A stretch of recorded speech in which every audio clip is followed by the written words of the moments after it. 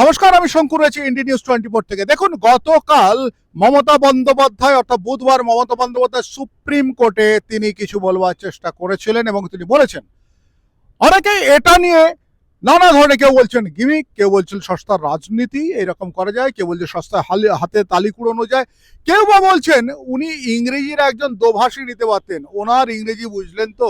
যাই হোক, অনেকে অনেক ধরনের কথা বলছেন। আচ্ছা, আপনার একটা জিনিস বলুন তো, মমতা বন্দ্যোপাধ্যায়কে এ রাজ্যের মুখ্যমন্ত্রী, আর একটা তার পরিচয় কি, তিনি হচ্ছেন রাজনৈতিক নেত্রী এবং লিভিং লিজেন্ড বলা চলে। এত বড় রাজনৈতিক নেত্রী এখনো পর্যন্ত খুবই কম রয়েছে ভারতবর্ষ কিংবা সারা পৃথিবীতে।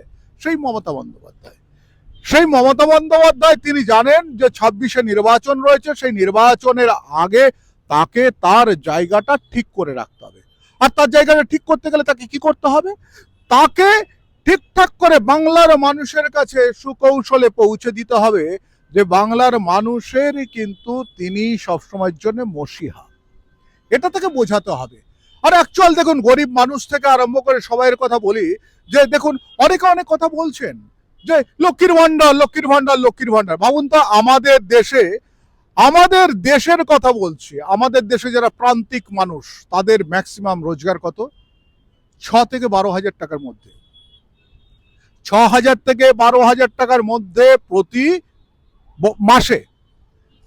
যেই মানুষটার ধরুন 8,000 টাকা রোজগার ফ্যামিলি রয়েছে, সে কি মাস গেলে তার স্ত্রীকে 1,000 টাকা, 1200 টাকা কিংবা 1,500 টাকা তিনি কি হাত খরচ দিতে পারেন?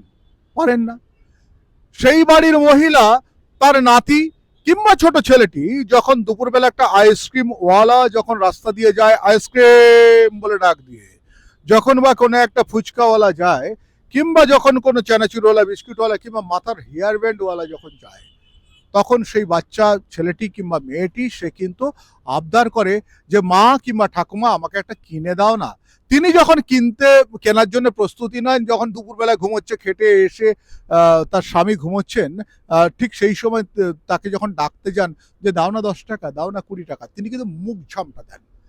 আর আজকে এই যে 1,000, 1200, 1,500 টাকা, এটা কিন্তু আর মহিলারা চান না, তাদের হাতে টাকাটা এসছে।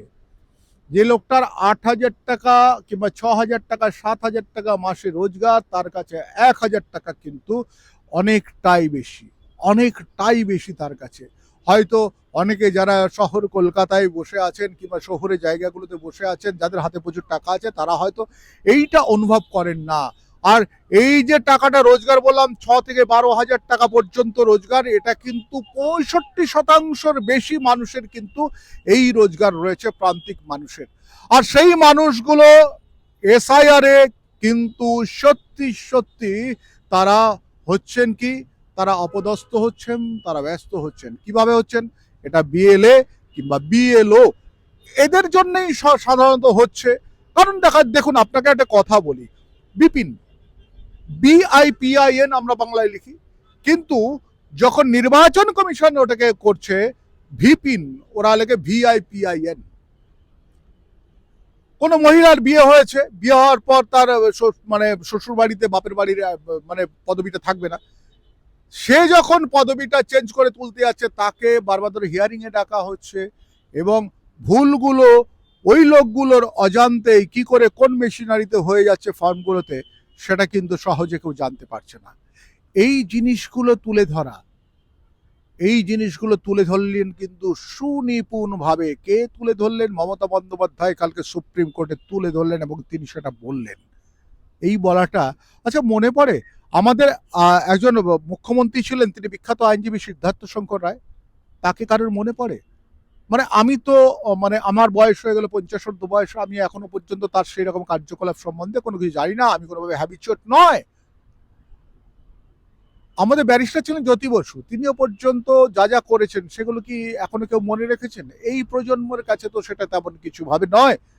তবে আজকে মমতা বন্দ্যোপাধ্যায় করেছেন, চায়ের দোকানের থেকে আরম্ভ করে স্টেশন, বাস থেকে আরম্ভ করে ফেরিঘাট, কলতলা, পুকুর ঘাট থেকে আরম্ভ করে সমস্ত জায়গায় একটাই কিন্তু হচ্ছে, মমতার দম আছে। এই যে মমতার দম আছে, এটা কিন্তু শুরু হয়েছে। আর এই খেলাটা, এই রাজনীতিটা করলেন কিন্তু মমতা বন্দ্যোপাধ্যায়। এবং সবাই একটা জিনিস জানলেন যে কালকে যে খেলাটা খেলে দিয়েছেন মমতা বন্দ্যোপাধ্যায়, তিনি কিন্তু কোর্টে সওয়াল জবাব করবার জন্য তিনি বহু দামি অ্যাডভোকেট নিয়ে দাঁড়িয়েছিলেন, কিন্তু তার মধ্যে তিনি যে কথাটি বলেছেন এবং সেটা সুপ্রিম কোর্ট থেকে যেভাবে লাইভ হয়েছে প্রত্যেকটি জায়গায়, প্রত্যেকের মোবাইলে মোবাইলে এবং টেলিভিশন চ্যানেলে যখন ছড়িয়ে পড়েছে, তখন কিন্তু মানুষ জেনেছে মমতা আগেও ছিল সাধারণ মানুষের হয়ে, এখনো সাধারণ মানুষের হয়ে। মমতার কত কোটি টাকা সম্পত্তি আছে, অভিষেকের কত সম্পত্তি আছে, এটা নিয়ে সাধারণ মানুষের কোনো কিছু যায় আসে না, কেউ ভাবে না। শুধু ভাবায় কিন্তু একমাত্র বিরোধী দলগুলো ভাবায়। আর সেই বিরোধী দলগুলো যখন ভাবায়, তখন যখন সবাই ভাবেন যে আমরা বোধহয় বিরোধী দল আমাদের হয়ে দাঁড়াচ্ছে, কিন্তু বিরোধী দল একটা হাসপাতালের বিছানা ঠিক করতে পারে না, নির্দিষ্ট করতে পারে না, আগুন লেগে জলের বালতি নিয়ে যায় না, সেই বিরোধী দলের উপর ভরসা করবে কি করে সাধারণ মানুষ? সবাই বলছেন ২৬ মমতা আবার ফিরছে, মমতা সব মহিমায় ফিরছে, তৃণমূল কংগ্রেস ফিরছে। কিন্তু সবাই আরও সঙ্গে চাইছেন তৃণমূল কংগ্রেসে যে সমস্ত দুর্নীতিগ্রস্ত নেতারা রয়েছেন তাদেরকে যাতে মমতা আস্তে আস্তে আস্তে আস্তে কমজোরি করে দেন। আমি শঙ্কর আছি আপনাদের সঙ্গে, ইন্ডিয়া নিউজ 24, দেখতে থাকুন।